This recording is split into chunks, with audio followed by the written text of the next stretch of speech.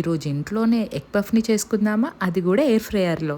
Ingredients అయితే మనకి ఇంట్లో దొరికేవే, చాలా ఈజీ ప్రాసెస్ కూడా. ఫస్ట్ అయితే మైదాలో కొంచెం సాల్ట్ అండ్ షుగర్ యాడ్ చేసి దాంతోపాటు కొంచెం బటర్ కూడా యాడ్ చేసి సాఫ్ట్గా పిండి కలుపుకున్నట్టు కలుపుకోవాలి. వీడియోలో చూపిస్తున్న విధంగా ఫోల్డ్ చేసుకొని ఒక 10 to 15 minutes పక్కనైతే స్టోర్ చేసుకోవాలి. ఈలోపు ఎగ్ పఫ్లో స్టఫింగ్ చేసేసుకుందాము. దానిలో కొంచెం ఆయిల్ ఆర్ బటర్ వేసుకొని జీలకర్ర వేసుకొని కొంచెం ఫ్రై చేసుకోవాలి. దాని తర్వాత కట్ చేసి పెట్టుకున్న ఆనియన్ పీసెస్ వేసి ఆనియన్స్ కొంచెం గోల్డెన్ బ్రౌన్లోకి వచ్చిన తర్వాత కొంచెం పసుపు, ఉప్పు, అలానే కొంచెం కారం కూడా వేసుకొని బాగా కలుపుకోవాలి. అంతా బాగా కలుపుకున్న తర్వాత కొంచెం సాస్ కూడా యాడ్ చేసుకుంటే ఎగ్ పఫ్ టేస్ట్ అయితే చాలా బాగుంటుంది. ఇలా చాలా సింపుల్గా ఎగ్ పఫ్లో కర్రీ అయితే మనం ఇంట్లోనే చేసేసుకోవచ్చు. అలానే ఎగ్స్ని కూడా బాయిల్ చేసుకొని పక్కన పెట్టుకోవాలి. బేకరీలో చేసే ఎగ్ పఫ్స్ లేయర్స్గా వస్తుంది, అదైతే చాలా టేస్టీగా ఉంటుంది. అదే ప్రాసెస్ మనం కూడా ఫాలో అవ్వచ్చు.